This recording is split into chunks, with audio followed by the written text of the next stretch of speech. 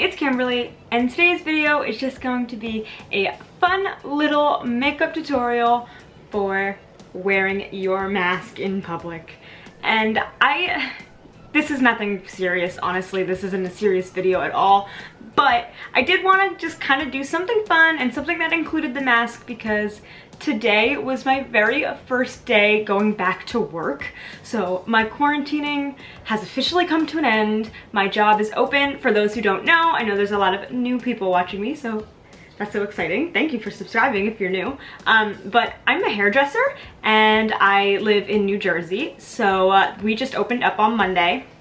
However, I'm lucky, my weekends are Mondays and Tuesdays, so I started work today when I'm filming this, which is Wednesday. I'm uploading it Thursday, but when I'm filming this, it is Wednesday, and today was my very first day at work, and I honestly thought it was gonna be worse than it was. It really wasn't as bad as I thought it was going to be, having to wear a mask all day long. I also wore like a plastic face shield, so it was a lot, but I definitely thought it was going to be worse. So today I want to do a fun little makeup tutorial for wearing a mask because a lot of people I've heard complain about wearing makeup, wearing the mask, and then the inside of your mask being covered in makeup. I must admit, this has happened to me. I actually went to a funeral about a week ago, and I decided to do my makeup because, you know, it's a funeral, I wanted to look nice, and I wore a mask the whole time. And I was kind of grossed out when I took the mask off, and literally the entire thing on the entire inside of the mask was like totally foundation all over it, and it was gross. So we are not going to do that today. Now, this makeup tutorial, basically I'm going to do my makeup from here up. So I'm going to do my eyes and my forehead and all that, but I'm not gonna put any foundation or anything down here because you don't need it. Obviously, this doesn't work well for if you're going to sit outside at a restaurant and you're gonna be taking your mask off. That doesn't really help you for fun friend dates like that. But if you're going to work or you're going to a place where the mask can't be removed, then why put makeup underneath it to ruin your mask when no one's gonna see you without the mask on anyway because you have to keep it on. So I just thought that that would be fun and something to do, so let's get into it. So the first thing I'm gonna do is I'm gonna prime with my e.l.f. Poreless Putty Primer, but I'm just gonna prime the forehead because that's all that needs to be primed. And now I'm gonna go in with a little bit of the Wet n Wild Photo Focus Foundation because this is my favorite foundation. And I am literally just going to take this all over the forehead, down the sides right here, and just a dab under the eyes, and on the bridge of the nose, just the higher part, right there. I'm also just in general trying to not go too heavy with the makeup because something I did notice was it is hot when you have a mask on like that for an extended period of time. And like I said, I also wore a plastic face shield over top of it, and oh my gosh, I mean, I was sweating. My body wasn't hot, but my face was hot. It's almost that feeling like when you run a mile and then you stop and you can feel like the heat on your face from all your blood pumping. It felt like that. It was kind of crazy. Perfect, so just like that. So next I'm gonna take my concealer. This is my Magic Star concealer in the shade C8. And I am just going to put a little bit under the eyes, but I'm not gonna take it down very far because my mask comes up pretty high. And I'm also gonna take a little bit in the center of the forehead because that is what I normally do. No need to put any on the nose or the chin or the cupid's bow like I normally do because all of that is going to be covered by the mask and it's just going to end up rubbing off onto the inside of your mask.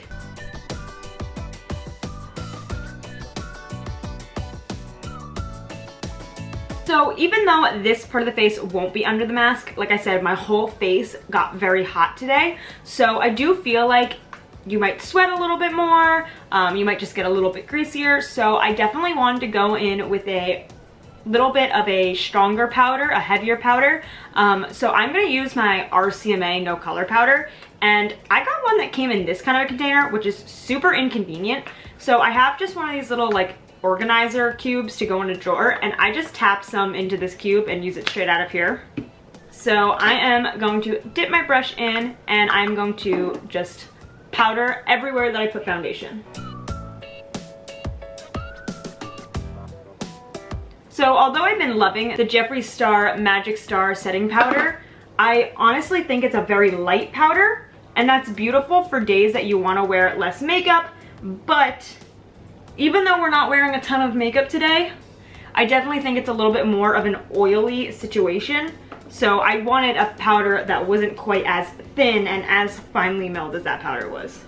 Also, for this, I would recommend getting a foundation shade that is as close to your skin color as possible.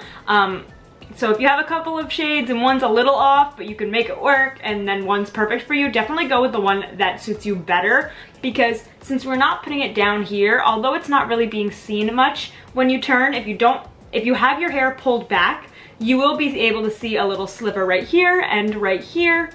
So if it's totally different, it's gonna definitely show up, but as long as it's pretty similar, it'll look pretty good. And also, to blend this a little bit more, I don't want to put any liquids where any of the mask would be touching, which is this area, but I'm okay with a little bit of powder because I don't feel like that is as messy and as big of a problem when it gets rubbed on. So even though I don't have foundation in this area, I am still going to go in with a little bit of bronzer and a little bit of blush. And I think that will just hide the demarcation of where the foundation is to where the foundation isn't. So I'm gonna go in with a little bit of the Physicians Formula Butter Bronzer. And I'm not gonna take it real low because, like I said, that's all gonna be covered, but just kind of back here where the strap will connect to my ear and there won't be any physical mask. I wanna have a little bit of a blend there. And then, of course, up on the forehead like normal.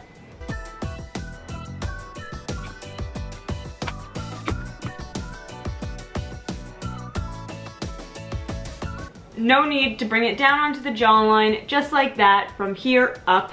And then we're also gonna go in with a little blush, like I said, and this really helps because if you're someone like me who has a little bit of natural, like, flush to the cheeks, a little bit of pink, it's gonna help blend where you can see all that natural pink on the bottom half versus where you're not gonna see any of it because we used foundation and covered all of that on the top half.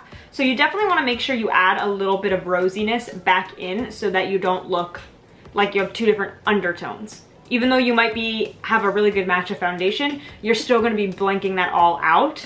So just with a little bit of blush, again, I don't need to take it very low because none of that's gonna be seen, but just kind of in this general area to sweep it across and dab it in and just give a little bit of color back to the cheeks.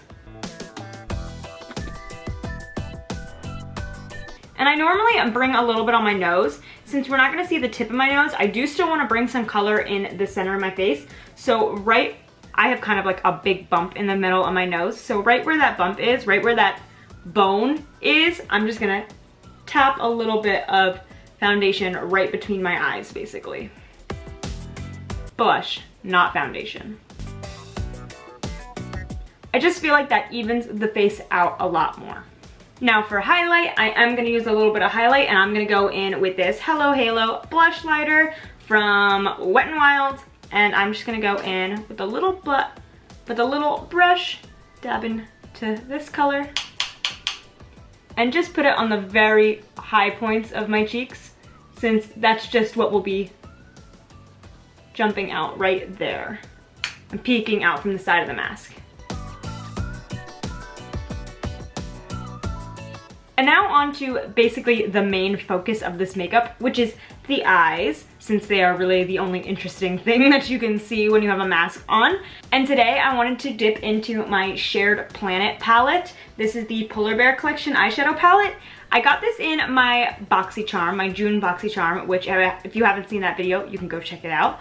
But I also did a review of this palette on my channel, so you can go check that video out if you're more interested. They're a really cool company. They donate a portion of the proceeds to help endangered animals. It's really, really interesting. I think they're a somewhat new brand because I believe they only have 2 collections. They have a polar bear collection and a tiger collection, but it's really cool. I really like the eyeshadow palette, so I want to use it today.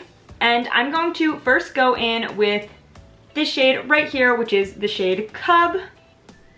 And I'm just gonna run this in my crease.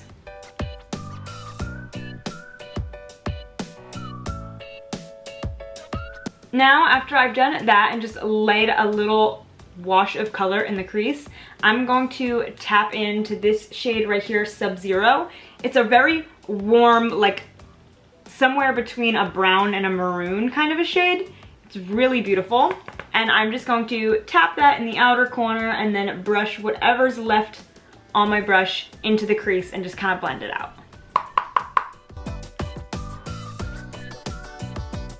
Just like that is perfect. I don't want it to get too dark since this is all that you're gonna see. I don't want my eyes to just look like black holes. I do want to kind of keep a little bit of lightness in them, but I also want to have fun with it. So I think that is just the right amount. And then with my finger, I'm gonna go into this shade right here called Aurora, and it's this beautiful like metallic pinky plum shade. It's so pretty, and I'm just gonna put that all over the lid.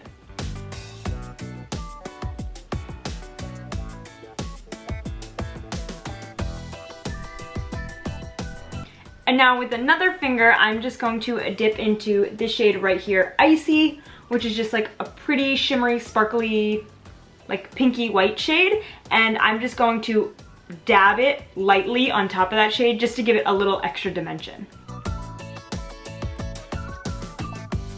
And now for the lower lash line, I'm just gonna go in with a pencil brush and I'm going to take Cub, the first shade, all across the lower lash line, and then this Sub-Zero shade just in the outer corner on the lower lash line.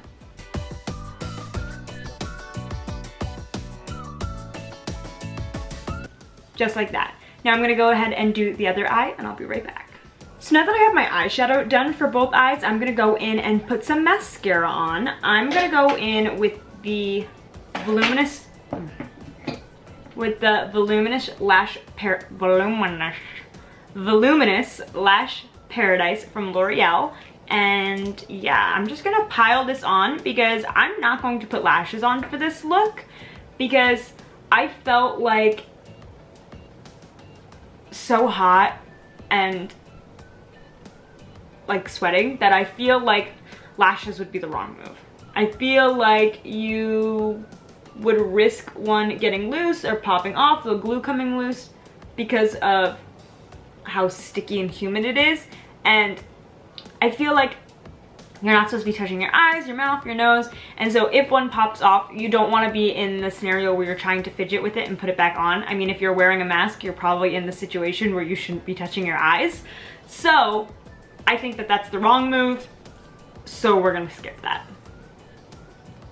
But I think that this is a great mascara for volume. So when I don't use lashes, I do like to use this mascara. I feel like it's a good replacement. But this doesn't even do it justice because this one's definitely running low.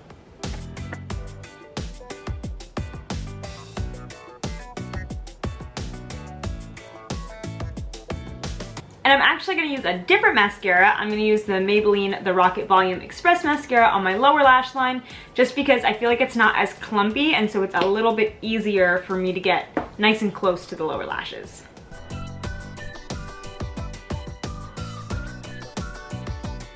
And to finish it off, I'll give it a little spritz with my setting spray. But I don't want to do too much. I definitely want to err on the side of dry, even though I have dry skin, so this is not like how I would normally feel, but I really did feel like at work that I was greasy. So I would definitely err on the side of dry, especially now that it's becoming summer, everywhere's hot, and wearing the mask does not make it any easier. But yeah, that's pretty much it. Nothing from here down, just the top.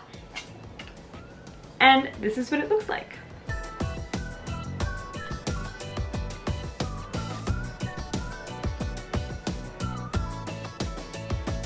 As you can see, because of bringing down the blush and the bronzer, it's really hard to tell where my makeup stops, or my foundation stops, and my true skin begins.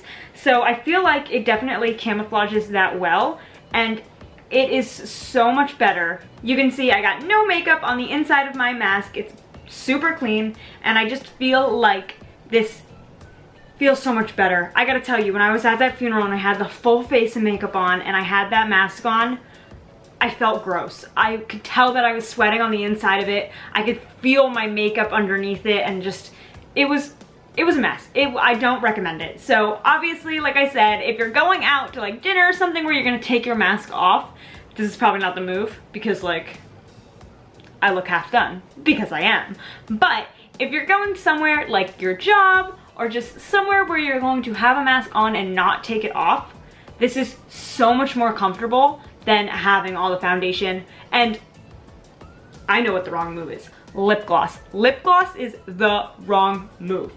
If you're gonna do your bottom half of your mouth, do not put lip gloss on. Don't do it.